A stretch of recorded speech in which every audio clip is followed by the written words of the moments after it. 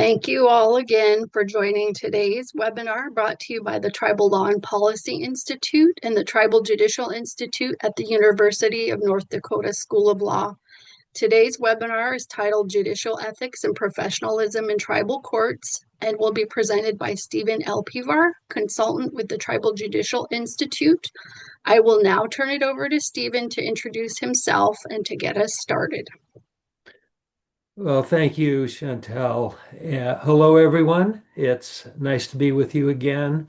I want to thank the Tribal Law and Policy Institute and the Tribal Judicial Institute for inviting me back. And I want to thank each of you for joining in. The title of today's session, as you know, is Judicial Ethics and Professionalism in Tribal Courts. I want to emphasize 2 points at the outset. First, each Indian tribe is a sovereign government. This means, among other things, that each tribe decides for itself whether even to create a court. And if so, what are the ethical rules and the professionalism that is expected in that court? A tribe is not required to model its judicial system after the system created by the federal and state governments, except to the limited extent that the Indian Civil Rights Act of 1968 requires that certain procedures be afforded to litigants, particularly in criminal proceedings. Second, although each tribe does have the power to create its own judicial system, the way it exercises that power has both internal and external consequences.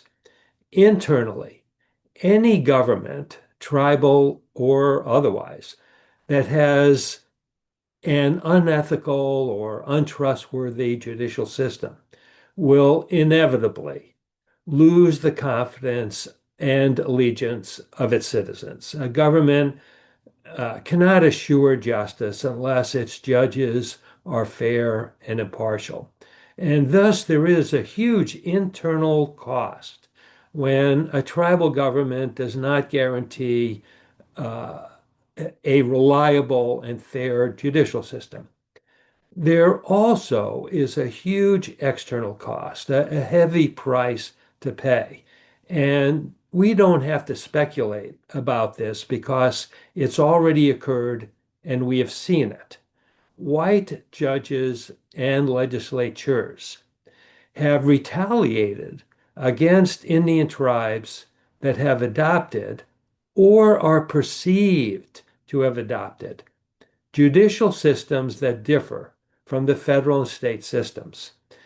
Now, perhaps that doesn't matter to your tribe, but I would be remiss if I didn't point out this cost.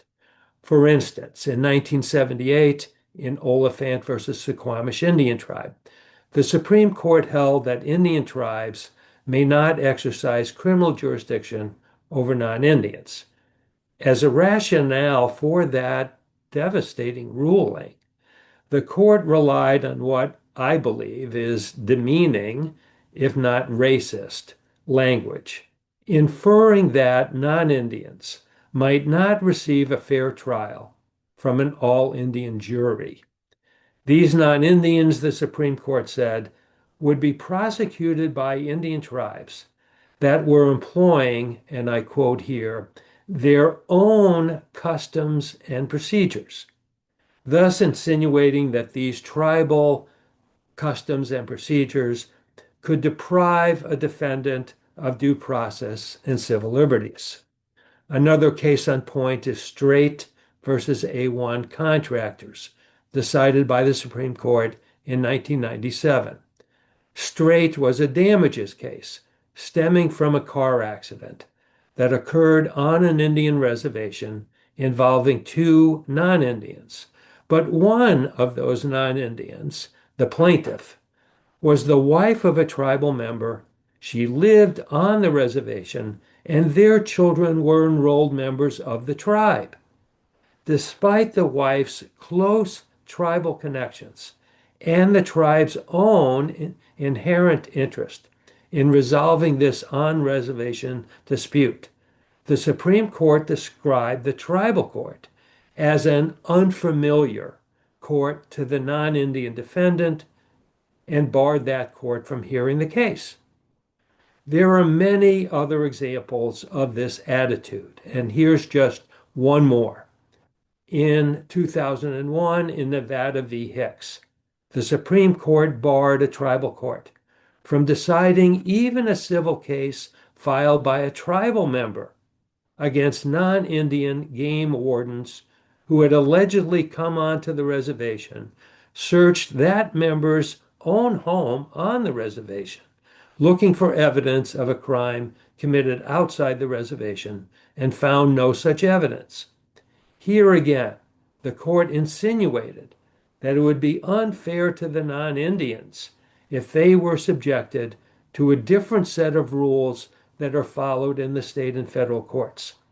Three of the justices, Souter, Kennedy, and Thomas, concurred and expressly noted in, again, demeaning language at best, that tribal courts have leeway in interpreting the Indian Civil Rights Act, including ICRA's due process clause.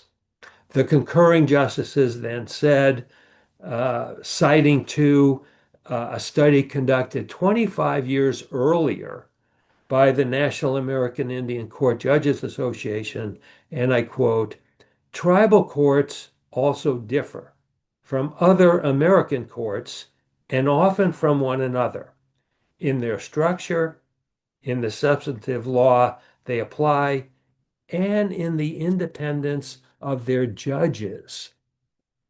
In short, there is an unfortunate perception held by many non-Indians that tribal courts, including tribal judges, cannot be trusted to be fair and impartial to non-Indians.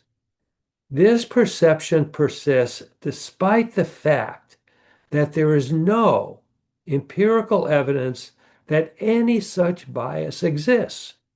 On the contrary, empirical studies that have been conducted, including one by Matthew Fletcher and others, found that tribal courts are firmly committed to dispensing justice for all litigants, and that even when they incorporate tribal law and custom, they adhere to the dictates of the Indian Civil Rights Act. In other words, tribal law and justice is not inconsistent with the same principles that are set forth in ICRA and in federal law generally, and thus applying and enforcing that they do apply and enforce due process and equal protection. Those of you who might want more information about how tribal courts are actually performing their duties or are being perceived by non-Indians can find that information in Chapter 6 of my book, The Rights of Indians and Tribes. The point I'm making here, and we need to move on, is that today's discussion about ethics and professionalism in tribal courts is not only important internally to each tribe, but also externally. After all, Congress is likely to extend the Violence Against Women Act the more it becomes apparent to Congress that tribal courts are dispensing justice to everyone on an equal basis. Similarly, outside corporations will be more likely to enter into contracts with Indian tribes that have policies and practices that guarantee litigants will receive equal justice when disputes wind up in a tribal court. So our subject today then is one with significant consequences. And to help us review it, I'm going to use a PowerPoint that was developed with the help of today's sponsoring partners. Here's an overview of the topics we will be addressing. First, what are judicial ethics? Second, Why are judicial ethics important? Next, what are the most common judicial ethics rules or canons? Next, what is the process to enforce these judicial ethics or canons, and what standards to use in that process? And finally, we'll discuss some examples from the field of what has happened to those judges who have not complied with these judicial standards. The first topic then is what are judicial ethics? Now, probably every profession has its own ethical standards. We're familiar with standards applicable to doctors and lawyers, for example, and there certainly are standards applicable to the judiciary. And when we talk about judicial ethics, then we're talking about the standards and rules that set forth the broad obligations of judges. And these standards may be applied to conduct in the, and normally are applied, to conduct in the performance of work-related duties. But however, these standards may also be applied to certain conduct in personal affairs and life. For instance, judges are held to a high standards even in their personal lives. If a judge were to be convicted, let's say, of driving under the influence or domestic violence, that judge could face censure by the tribal council or whichever body is in charge of enforcing judicial ethics. So there are certain activities in one's personal life that could also impact the judge's performance and view on the tribal court. Now, an important question to ask at the outset is why are judicial ethics important?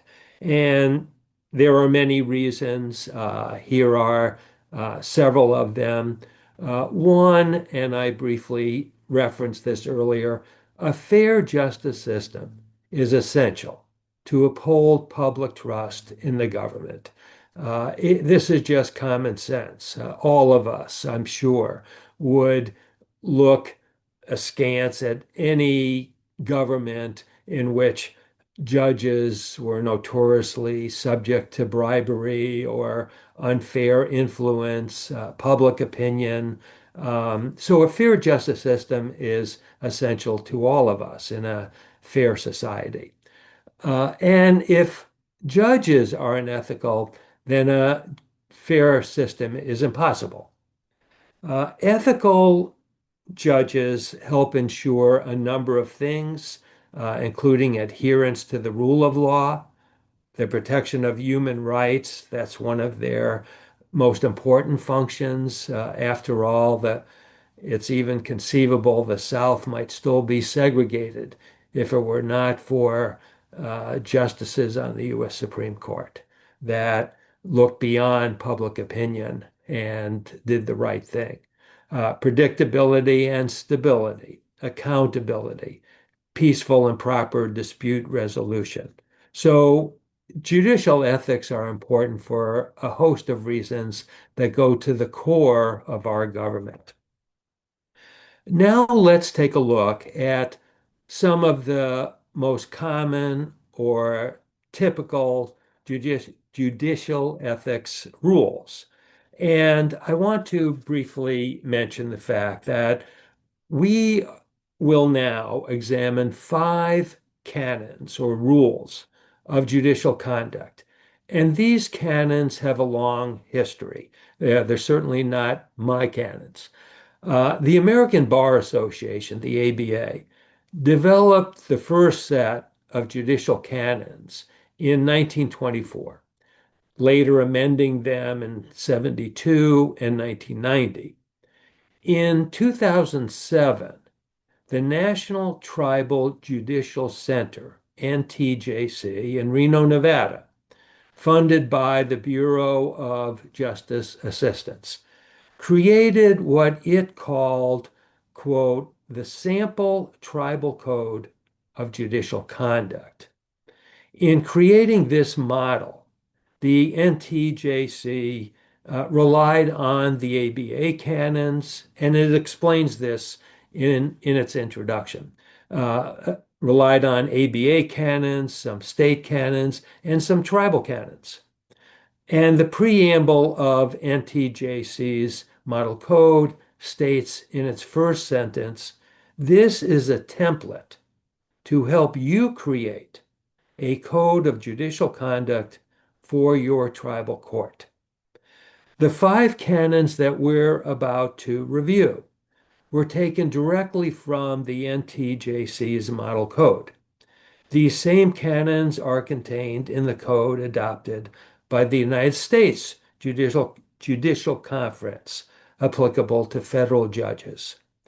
The current version of the ABA codes, by the way, has only four canons, but that's because it joined canons one and two into one canon.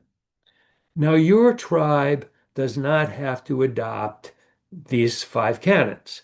The Navajo Nation, for instance, and I have a cite to this at the in the last slide, has adopted a code of judicial ethics that contains 11 canons.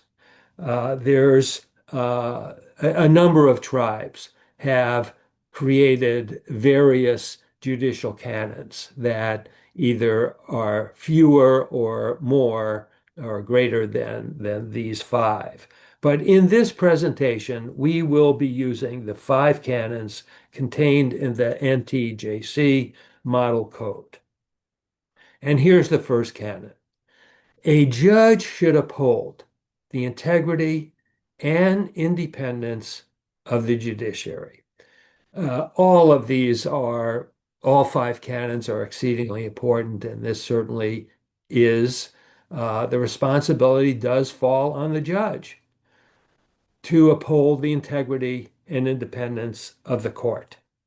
But I do want to emphasize that it is also the responsibility of the tribe, and usually the tribal council, to guarantee that the judge will be able to fulfill that responsibility. I mentioned just a moment ago that the concurring opinion in Hicks cited to a 1978 study which showed that on many Indian reservations, tribal judges were not independent. They feared issuing rulings against the tribe because they could be and often were retaliated against, even fired for issuing those rulings. When I started with legal aid on the Rosebud Reservation in 1971, that happened. One of our judges was dismissed literally the next day by the tribal council after issuing an unfavorable ruling against the tribe. I was there during the Wounded Knee period on the Oglala Reservation to the west of us, and one of the issues of AIM was the fact that tribal judges were being handpicked by the council and were not affording justice to certain minority political groups. So this is an important issue, and although this canon recognizes that it is the judge that must uphold the integrity of the court, ultimately it's the tribal council and the executive branch that must guarantee that judges have that opportunity and discretion. Now, of course, although judges must be independent, they too must comply with the law and with judicial canons. Now let's look at the second canon. The second canon says that a judge should avoid impropriety and the appearance of impropriety in all activities. Judicial action should promote public confidence in the integrity and impartiality of the judiciary. Being a judge is a tough job.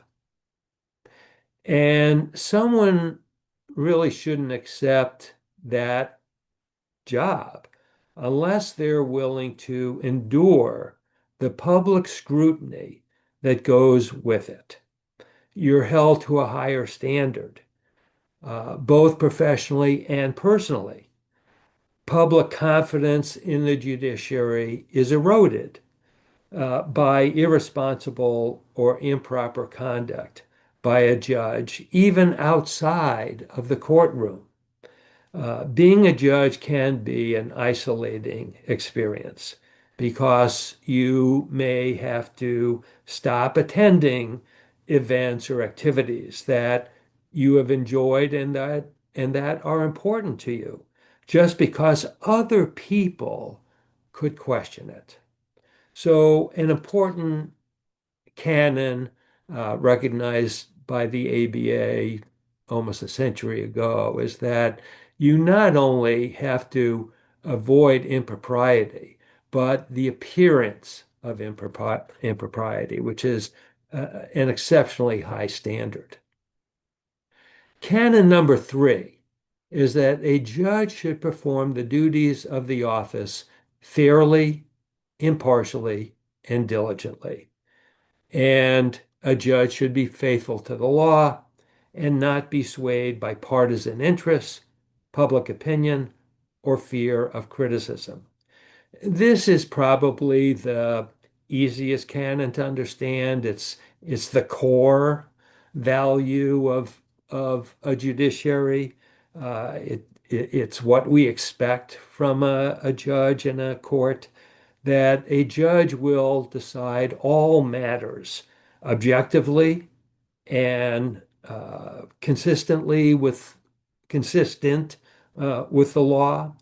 A judge must be patient with and respectful of all the litigants, the jurors, witnesses, the attorneys in the case, and conclude each case in a timely manner and properly, without regard to public pressure, the wishes of the government officials, or the wishes of the public. This is the highest calling of a judge, to issue rulings based on the law. The fourth canon: a judge may engage in extrajudicial activities that are consistent with the obligations of judicial office. And a judge may engage in activities including charitable, educational, religious, and governmental activities.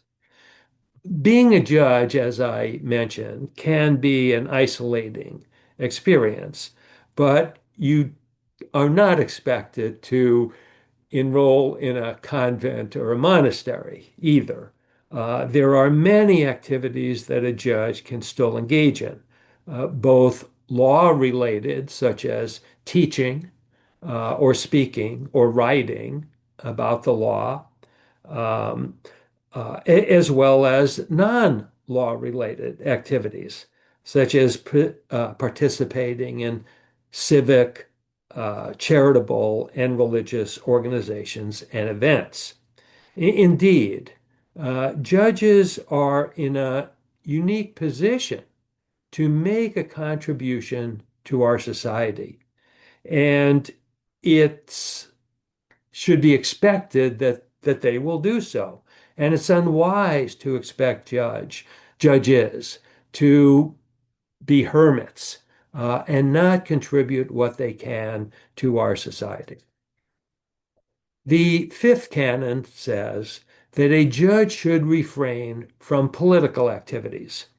And here are some corollaries: a judge may not hold office in a political organization, publicly advocate for a political party or candidate for public office, or solicit funds for or contribute to a political organization or a candidate for public office.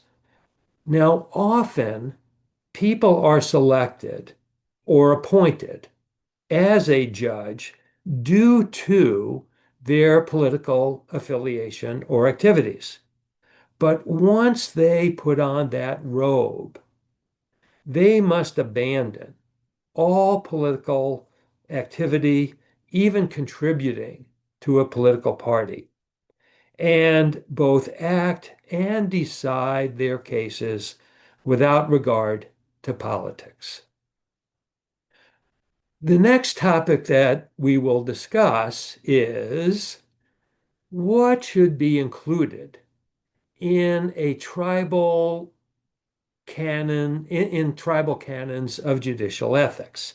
That is, what features should be contained in any comprehensive tribal set of judicial ethics. And here's a list of 5 things that typically are included in a comprehensive uh, set of judicial canons and ethics. First, they must set forth in clear terms what the canons are so that everyone, both judges and non-judges, will understand them. They must provide a process to file complaints against judges. They must provide a forum for the fair resolution of those ethical complaints. They must detail the standards that will be used by the decision maker to determine whether judicial misconduct has occurred. And lastly, they must provide for appropriate remedies in the event that the decision maker or makers find judicial misconduct. Let's review these fairly quickly. The first one we've already discussed, and that is what are the terms that should be included regarding ethical conduct.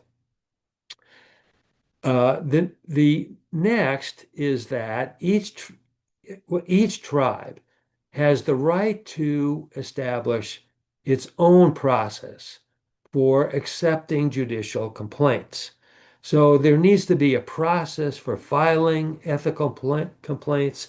If someone believes that a judge has acted improperly, unfairly, it's very important in a just society to provide an avenue for that person who feels aggrieved to complain about this.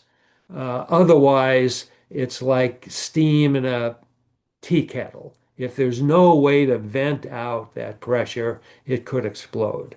So each tribe has the right to establish its own process for accepting judicial complaints, but it is highly recommended that they create some type of process. And the process should be in writing and simple so that everyone can follow it. Uh, this section of your code, presuming that you decide to create it, should explain such things as who can you complain about? What can you complain about? Where should the complaint be filed? Who will decide whether misconduct has occurred? And what is the process to appeal if you decide to create such a process? It is therefore incumbent on the tribe to create a forum to address ethical complaints. And each tribe, once again, has the right to create its own forum and its own process for addressing judicial complaints. Many tribes have judicial committees or appellate judges that have been assigned the duty to hear and decide these complaints. And there are times, especially if an appellate judge or justice is normally the decision maker, if that's the person who's subject to the complaint, then outside judges may perform that task. And the tribe can make the entire process confidential or make the complaint and the decision publicly available. And there's advantages and disadvantages to both. I went on to Turtle Talk when I was preparing for this presentation, and I found examples of a number of tribal court determinations, or I should say, tribal judicial uh, commission or committee decisions, publicly stating what their findings were with respect to a judicial ethical complaint. So there are tribes that make their decisions publicly available. And those tribes presumably see a value in that so that everyone knows that the judge was reviewed fairly regardless of what the determination was. On the other hand, many tribes and state and federal governments, particularly state, leave their ethical judicial decisions confidential and do not want to share that information with the public. Now, when the tribe creates this reviewing body, the tribe should create the standards that the body must employ and not just leave it up to the discretion of that body, because otherwise the results could be inconsistent and they will be able to come up with whatever standards they wish. So here's a discussion of these standards of review. And once again, each tribe has the right to establish its own standards to review judicial complaints. The standards set in the U.S. Constitution for removal of a judge, like removal of the President of the United States, is high crimes and misdemeanors, and there's a trial in the United States Senate. The Tribal Court Clearinghouse, a project of TLPI, lists the following standards that tribes may wish to adopt, and this is just TLPI's recommendation, of course. So these are some standards of review considerations: conviction of a felony, professional incompetence, chronic alcoholism or other substance abuse, conviction of a misdemeanor involving dishonesty or acts offensive to the morals of the community, flagrant violations of ethical standards or tribal customs, repeated failure to perform duties, and failure to complete required training. Now, obviously, not every violation of the code should result in disciplinary action. The reviewing commission or committee or judge, whatever, whoever is the decision maker, should consider such things as the seriousness of the infraction, whether this is a repeated offense, the harm that it caused, and the judge's intent. Was this a deliberate action or accidental? So the tribal code should also contain a section that sets out the penalties for misconduct. And this is, once again, an important part of a code. You wouldn't want necessarily to leave that up to whatever the decision maker might want to do. So here's a discussion about remedies. Here again, each tribe has the right to determine what remedies to impose for violation of judicial canons. Options are broad. They include dismissal, uh, public censure, a requirement of additional training, or barring the judge from hearing certain types of cases. TLPI strongly recommends that suspension with treatment should be considered as an alternative to removal when appropriate. you don't use capital punishment for an offense that simply doesn't warrant the dismissal of the judge. The last section before we open this up to comment and questions is examples from the field, uh, the process for enforcement and ethical standards. And there's a slide that I'm to provide some examples of actual cases in which judges were disciplined for violating judicial canons. Now, hundreds of judges, federal, state, and tribal, have been disciplined, and their misconduct runs the gamut. Congress, for instance, has impeached, that is, levied charges against 15 federal judges, including one United States Supreme Court justice early in our history, and convicted 8 of those 15, with the most recent occurring in 2010. Um, Michelle was gracious enough to assign a law student to help um, come up with a list, a list that you can obtain from Michelle of more than 20 examples of judges who were disciplined. 3 of those judges were tribal court judges.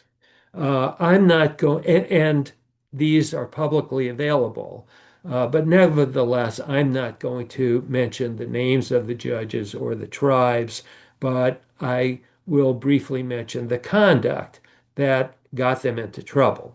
One was removed for mistreatment of both litigants and staff, and his refusal to change his confrontational behavior. I read the decision written by 3 judges who had been appointed to hear this, and this judge just didn't seem to take responsibility for his actions. He was calling litigants by various names, and after a hearing, it was decided that this judge should be removed from office. Another judge was removed when, in direct violation of tribal law, he approved the extradition to an outside law enforcement agency of a tribal member without obtaining the approval of the tribal council. And it was clear under tribal law that a tribal judge should not do that without getting input from the tribal council. A third judge mentioned in the law student's memo was removed because he used and admitted using tribal funds to loan money to members of his staff. And by the way, when I looked up that incident, and you could do the same, you could find the name of this judge and the proceeding in the student's memo. If you look that up, you'll see that another judge was also dismissed at the same time because that judge was found guilty of domestic abuse. So you can go online, as I did, and find reports of scores of non-tribal judicial disciplinary actions. I mentioned that there were 8 federal judges who were removed from office. One was, or the misconduct ranged from being convicted of tax evasion, improper business relationships with litigants who were appearing before that judge, mental instability and chronic intoxication, and conviction of perjury and conspiring to solicit a bribe. So again, many judges, both state, federal, and tribal, have been found to, unfortunately, engage in misconduct. I have placed a slide, or both I and the partners have placed a slide And you could obtain this PowerPoint, of course, that lists or gives examples of three comprehensive tribal judicial codes, the Navajo, the Fort Peck, and the Oglala Sioux. Also provided is a link to the Code of Conduct for the United States judges. And there's not only a discussion or a listing of the same five canons that we just reviewed, but a discussion of how they should be applied in the federal judiciary. So you could obtain more information about those canons, at least comparable information, from looking at how both tribes and the United States have applied canons of judicial construction or judicial ethical standards. Let's now turn this over to you, both questions and I would add comments.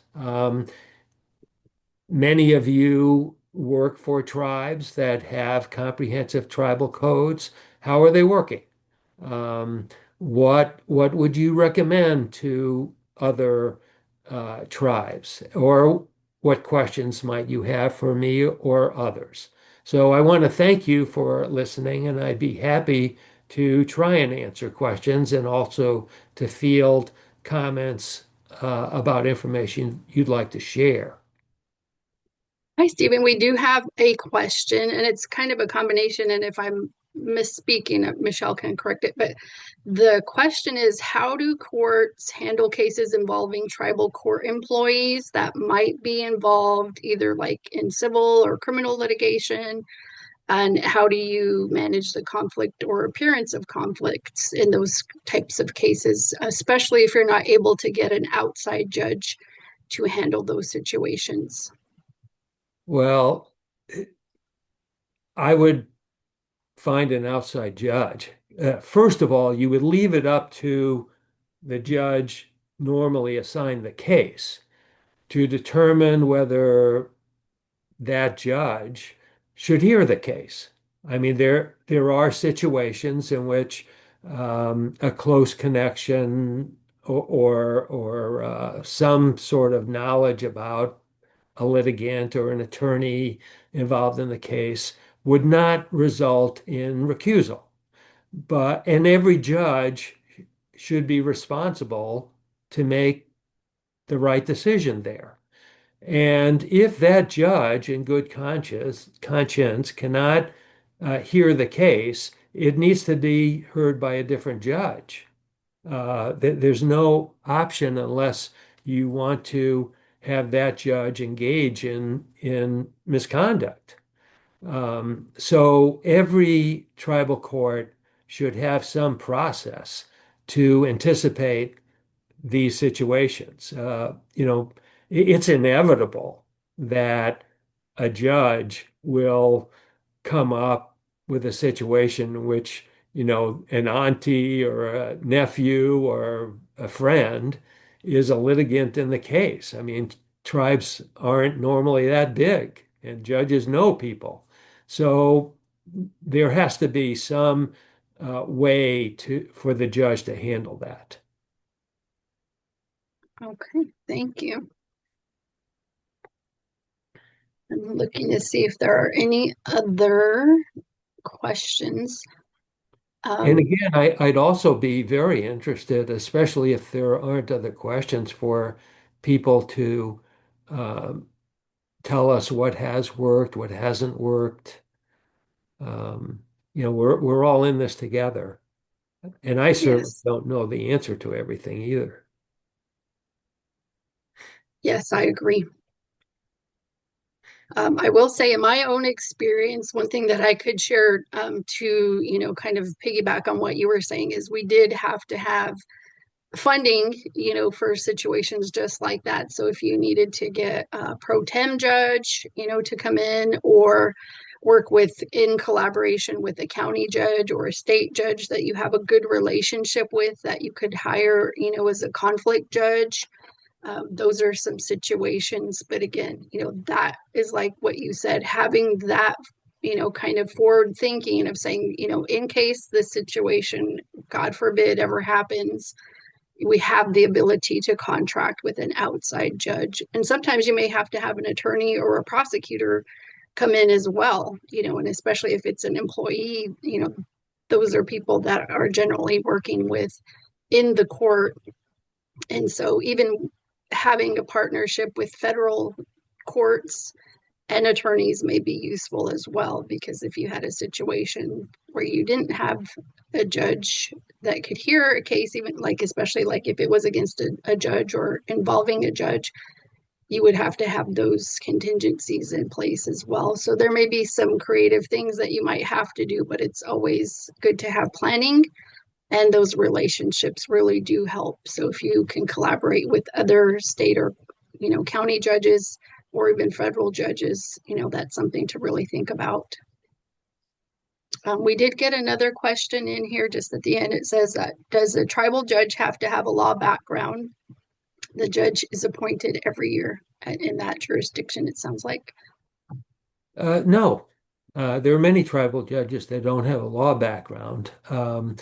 There are some consequences. For instance, under the Tribal Law and Order Act and under VAWA, the Violence Against Women Act, if the judge does not have legal training, then uh, higher sentences cannot be imposed.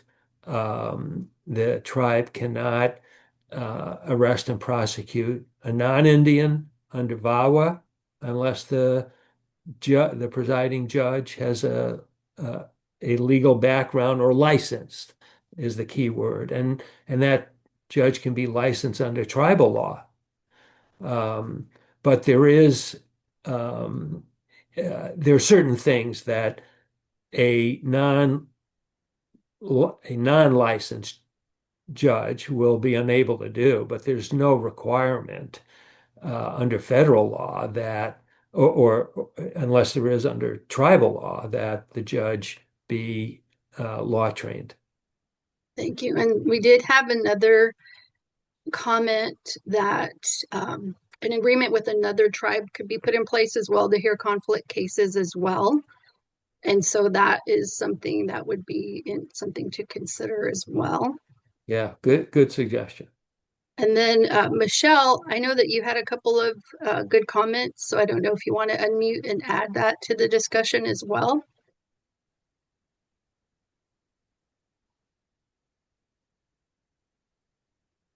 Sorry, can you hear me? Yes. I was just typing a couple things into the chat. Yeah, just on the conflicts question, I think was the big one. As Stephen pointed out early on when developing the tribals or the tribe's judicial ethics or the rules, thinking through those kinds of issues and how prevalent they are can be helpful.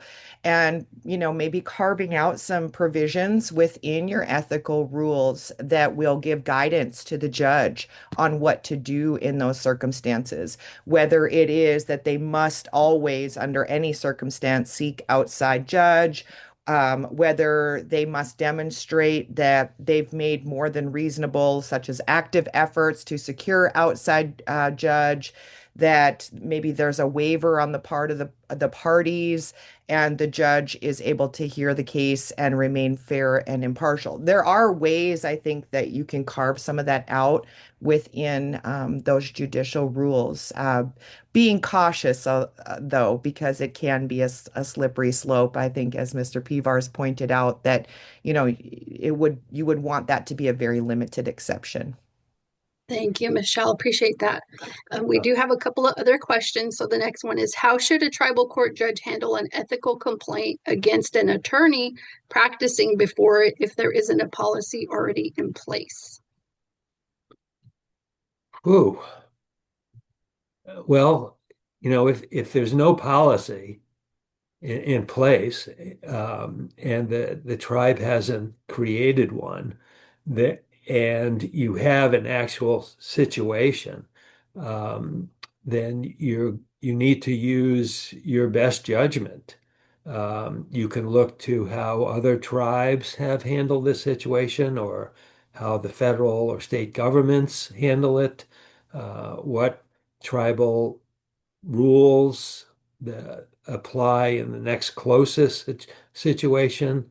Um, Judges often have to make tough decisions where there's no particular tribal authority to rely on, and they uh, base their judgment on whatever they feel is most applicable. I do know that most courts, either state or federal, do have a process for filing and allowing the filing of ethical complaints against lawyers. I've done that.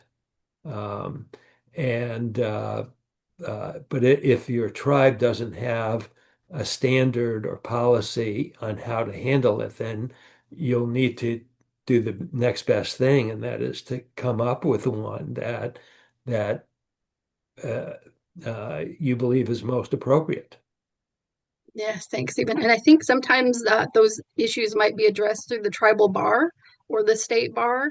So that may be another way to get those ethical complaints addressed as well. Next question is, can it go to the Supreme Court if that judge can't hear the case? I would need clarification. Can it go to the tribal Supreme Court? It didn't clarify, but I'm assuming that that would be the case. Or if Selma, if you wanted to clarify for us, we can answer the next question with clarification. But we'll move on to the next one and give her some time to clarify that. The next question is, what would be the recommendation when the council would like to bring in a local judge, someone within the community, in addition to the chief judge who is not local to the area? And has this created conflicts in other courts? All right. Maybe you could help me understand this question. Um, have tribal courts or has a tribal judge invited a non-tribal judge to hear a case? I'm sorry. Yeah, I'm not clear on that either. It almost sounds like if they're looking at maybe a tribal member as a judge, along with somebody who's maybe not part of the tribal community per se.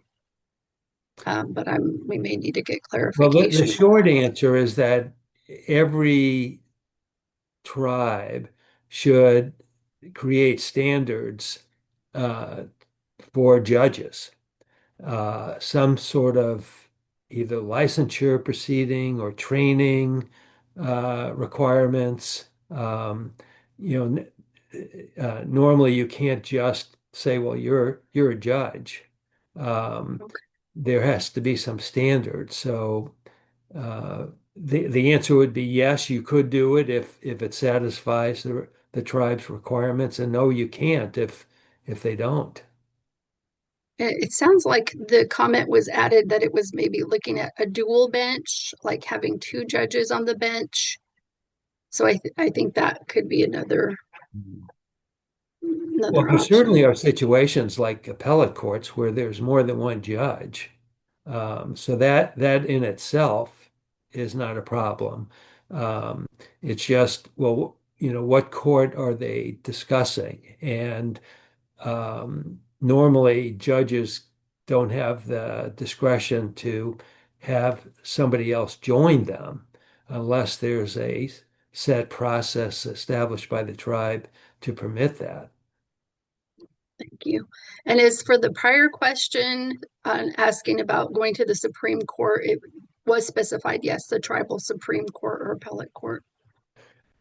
Well, here again, I'm not familiar with any tribal judicial system that hasn't established a standards to determine what cases can go to an appellate court and when. So um, the answer would be yes, you could go to the tribal Supreme Court if that's what it's called, if the tribe's procedure permits it. in that circumstances, and no, you can't if not. Normally, you can't skip over one level of court and go to a higher court unless there's a process that permits that. Thank you, Stephen. We have another question. It says, does law-trained judge apply to those that are licensed attorneys as judges only? Well, I'm having trouble understanding that question too. I think it's the term they're asking law-trained means that you're a licensed attorney. Versus like someone who just has a Juris Doctorate and maybe not licensed. Well, Stephen, did you want me to jump in on this just a little? sure, Yeah, sure. there, and maybe, and then I might clarify. I think this issue actually came up a lot when the Tribal Law and Order Act went into effect in 2010. If you'll recall, there were some provisions in there pertaining to enhanced sentencing authority that the judge had to be law trained. And so there was concerns amongst many tribes that that meant a formal Juris Doctorate degree and licensure by a bar, for example. And I think what we learned through those discussions is that law trained can mean different things, but should be defined by the tribe as to what will constitute law training for purposes of each individual tribe. And that's really a matter of sovereignty. There may be some implications for things like enhanced sentencing authority, depending upon how the tribe creates that definition. But again, some of these questions really are getting to judicial selection as opposed to the ethics that are and standards that are going to apply to a judge that's once seated on the bench and has already been selected. Yeah, thanks. And before time runs out, I know that you did want me to place the QR code. Um, so and you could explain what that QR code is and who should use it. Yes, thank you, Stephen. So thank you all for joining us. Again, our webinar is Judicial Ethics and Professionalism in Tribal Courts. And thank you again to Stephen Pevar, our consultant for Tribal Judicial Institute at the University of North Dakota School of Law, for joining us. If you all would take a few minutes to fill out our evaluation, we would appreciate it. And if we did miss any questions, feel free to still put those in the chat or the Q&A, and we will try to respond to those if you want to include your email also. We are dropping in the chat a link as well to do the evaluation if that's easier for you. And we also have a link to Walking on Common Ground that will be sent out that will have the recording in PowerPoint. And I also want to say that this webinar is a part of a series of monthly webinars to support the development and enhancement of tribal courts, tribal justice systems, and intergovernmental collaborations. These webinars are brought to you by the Tribal Law and Policy Institute, the National American Indian Court Judges Association, and the Tribal Judicial Institute UND School of Law. And the next webinar will be tomorrow, Wednesday, December 17th. And it's titled Attorney and Lay Legal Advocates, Ethics and Professionalism in Tribal Courts. The registration link will be dropped in the chat box. It will also be shared with attendees by email along with today's webinar recording and materials. And that webinar will be presented by Michelle Rivard Parks, who is also joining us on the webinar for today as well.